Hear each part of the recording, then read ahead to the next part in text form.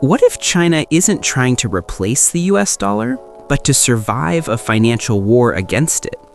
Since 2018, Chinese leaders and economists have been quietly preparing for what they call a financial war with the United States, a confrontation not with missiles, but with money.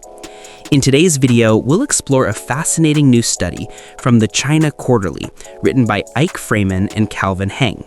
It reveals how Beijing's currency strategy, the push to internationalize the renminbi, or RMB, is less about economic prestige and more about national security. Chinese policymakers believe that in a crisis, the US could use the dollar system as a weapon, cutting China off from international payments or freezing assets, just as it did to Russia, Iran, and others. Chinese analysts call this scenario financial warfare. And the scariest version of it, something they call monetary sniping. That's when the US, working with powerful private investors, launches a coordinated speculative attack on the RMB, driving it to crash in global markets. In their view, the United States used similar tactics against Japan in the 1980s, Southeast Asia in the 1990s, and even during the 1997 financial crisis. So how can China protect itself? To truly rival the dollar, China's currency would need to be fully convertible. But here's the dilemma.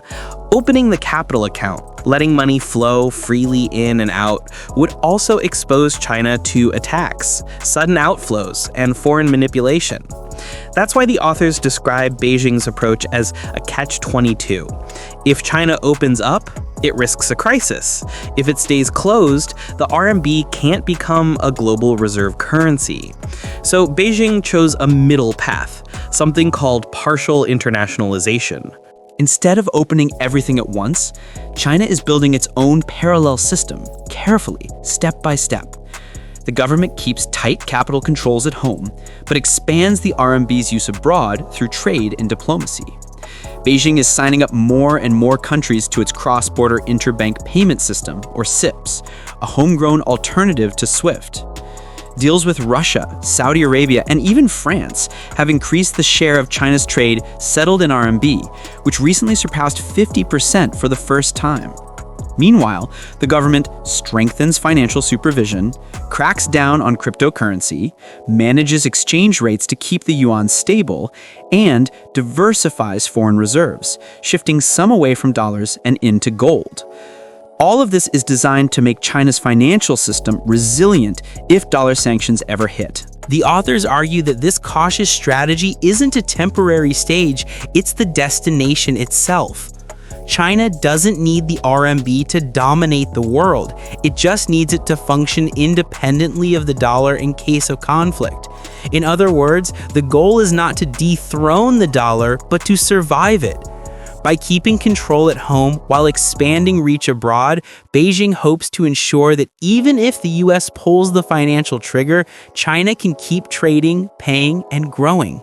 So, when you hear about de-dollarization, it's not just about global prestige, it's about financial security. China's leaders have learned from Japan's past and Russia's present. They're betting that a partially internationalized RMB, carefully shielded from outside shocks, will be strong enough to survive whatever comes next. What do you think?